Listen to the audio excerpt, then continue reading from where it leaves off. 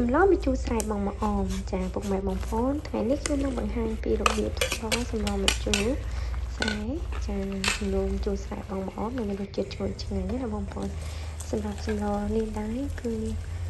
ខ្ញុំអត់ចំណាយលុយទេបងប្អូនដោយសារតែត្រកួនបឹងដែលបេះមកខ្លួនឯងហើយសម្រាប់ត្រីក៏ត្រីរកបានខ្លួនឯងដែរប្រហុកអីក៏មានខ្លួនឯងដែរចាសម្រាប់សម្លនេះគឺអត់ចំណាយលុយទេបងប្អូនចាឲ្យសម្រាប់ពិធីស្លសម្លម្ជូរត្រកួនស្រែនេះគេហៅថាម្ជូរស្រែយើងណាចាគឺដាំទឹកពុះហើយគឺយើងជ្រុំប្រហុកចាសម្រាប់ប្រហុកគឺទៅតាមចំណង់ចំណូលចិត្តដែរណាបងប្អូនអ្នកខ្លះក៏អត់សូវចូលចិត្តក្លិនប្រហុកទេអញ្ចឹងក៏អាចដាក់តិចបានតែសម្រាប់សម្លម្ជូរបងប្អូនតែស្ទើរប្រហុកគឺជាតិក៏អត់សូវឆ្ងាញ់ដែរតែសម្រាប់អ្នកដែលគាត់មិនសូវចូលចិត្តប្រហុកអាចដាក់តិចឬក៏ជាមួយដាក់ទឹកត្រីក៏បានដែរចាបន្ទាប់ពីជ្រុំប្រហុកហើយគឺយើងដាក់គ្រឿងគល់ស្លឹកគ្រៃជាមួយនឹងរំដេងដើម្បីកាត់ជាតិឆ្អាបណាបន្ទាប់មកទៀតដាក់ត្រីចូលបងប្អូនចានេះគឺជាត្រីឆ្ពិនណាបងប្អូនដែលសារតែត្រីឆ្ពិននេះគឺរកបានខ្លួនឯងទេដាក់មកបានណា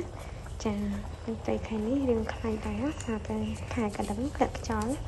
ចឹងត្រីរឿងខ្លាញ់ចឹងស្លម្ជូរនេះគឺឆ្ងាញ់ណាបងប្អូនចាបន្ទាប់មកគឺយើងដាក់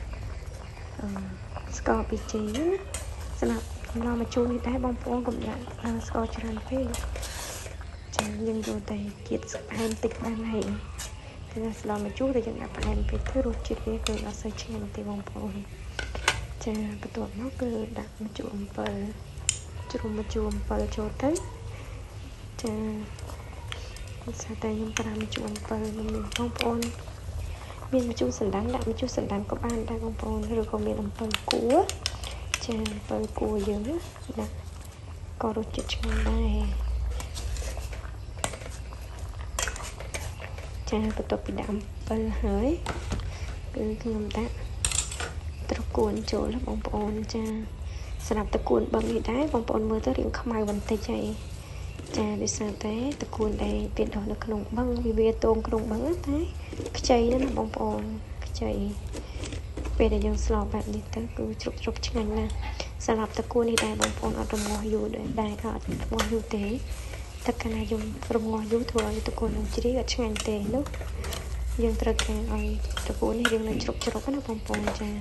ហើយសម្រាប់សម្លម្ជូរនេះដែរដាក់រៀងម្ជូររៀងជូរបន្តិចចាជូរជ្រេះណាឆ្ងាញ់ណាស់បងប្អូនចាចុងក្រោយយើងបងមកអមរួចជាការស្រេចចាបងប្អូនចាបងប្អូនមើលយ៉ាងម៉េចដែរចាអរគុណច្រើន